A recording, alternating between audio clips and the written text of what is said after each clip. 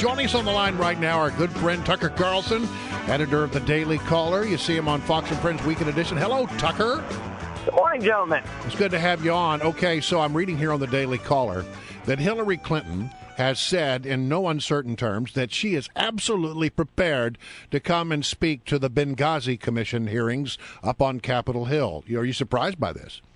I'm not surprised. I mean, if she doesn't, then the words that hang in the air through her campaign are what difference does it make? And they understand that's probably not a good way to leave it. So it's just get it over with. Get it over with. I don't think she has a choice, right? I mean, do you? Well, will we have another one of those moments where she says, at this point, what difference does it make?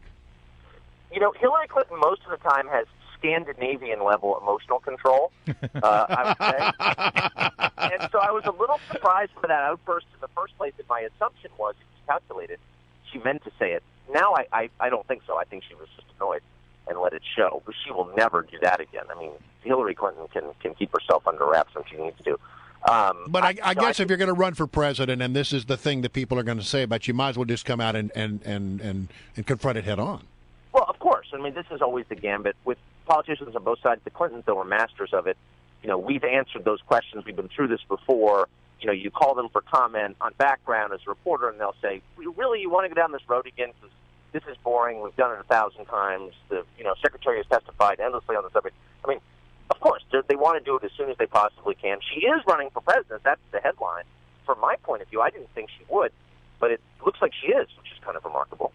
Yeah, I remember when you predicted that she wouldn't. What do you think is at play here? Well, I mean, they've successfully, apparently, and I say this with great sadness, cleared Elizabeth Warren off the field. I don't know how they did that. I'm looking forward to the Mark Leibovich, TikTok on that someday.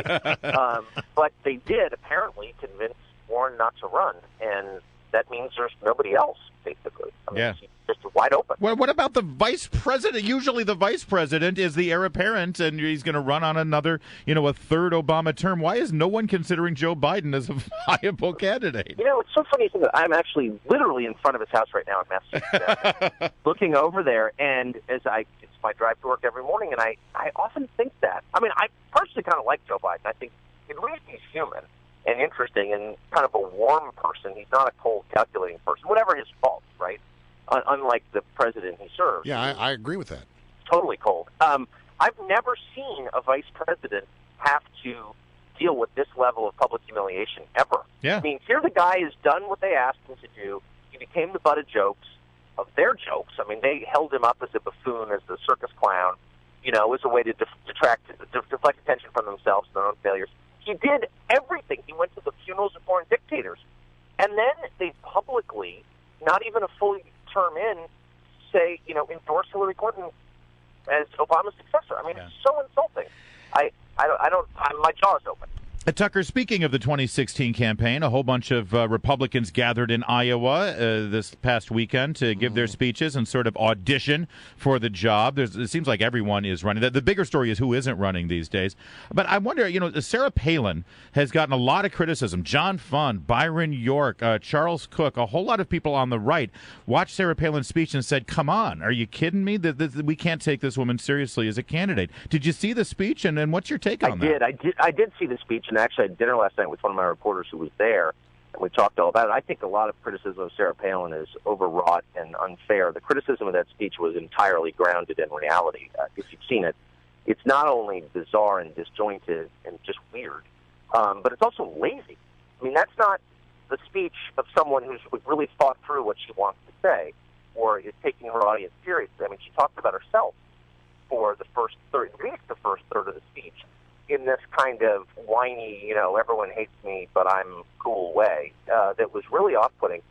I mean, I could go on. I don't think Sarah Palin needs me to pile on. She's not a serious public figure anymore. It's just if you take 3 steps back, a little bit depressing. I've never seen a person squander the amount of goodwill and political capital she has as quickly as she has. You know, a little bit later we're going to talk about this with our audience, but I want to ask your thought about it.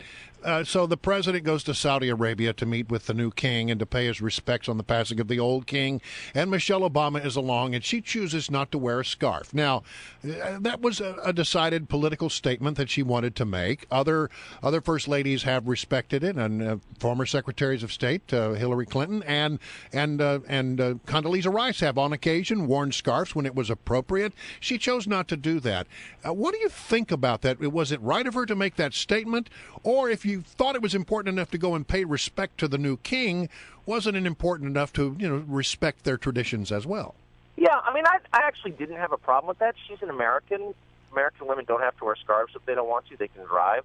We can debate whether that's a good idea, but that's our custom here. And what bothered me was her scowling. She looked grouchy and unhappy to be there, and I think decorum requires cheerfulness. And by the way, cheerfulness is one of the great underrated virtues.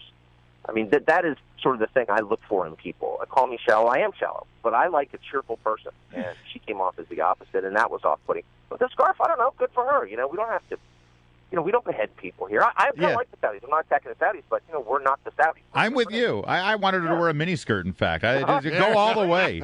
Hey, you are a cheerful person, Tucker. Happy guy. You know who else is cheerful is Ted Nugent. I mean, he has a zest for life. He's a happy warrior. And I understand he's one of your new columnists over at the Daily Caller. What should we expect from the Nuge? we got an outraged email from Media Matters for America, which is this, little pro-Hillary group run by that guy whose name I can never, David Brock, and they were all outraged. How can you have Ted Nugent working for you? And one of my editors, Vince Colonnese, wrote back and said, we've long been associated with the political right here at the Daily Caller, but we're trying to sort of reach out to moderates in the sensible middle. With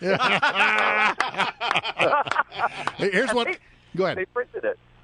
What you got to do is you got to approach the Nuge and ask him if for just one day you can be the honorary Motor City Madman. Well, I actually talked to him about that yesterday. I said I had the flu, and I said, I've been feeling so crappy. And he goes, I'm going to send you some healing venison, and that is going to make you feel better. Healing venison. Healing venison. I'm waiting for Uncle Ted's healing venison. I think that's awesome. Hey, you could market that. All right, well, that's good. So now is it going to be a weekly column or? All right. something like that. Sort of whenever the spirit moves him. I think he'll participate a lot. I like him. I mean, he's like a rock star with political views. So, he doesn't hold back, and he says intemperate, sometimes borderline demented things. But I think he's interesting, and I think he's a good guy, and I think he has actually some really informed, interesting opinions on the Second Amendment and hunting. And so I love the fact he's working for it. Yeah. Me too. It's going to be fun. I'm looking forward to a lot of clicks over there at the Daily Caller. All right, Tucker. Always a pleasure to have you, my friend. Thanks, guys. Good to talk to you. Bye. See you later.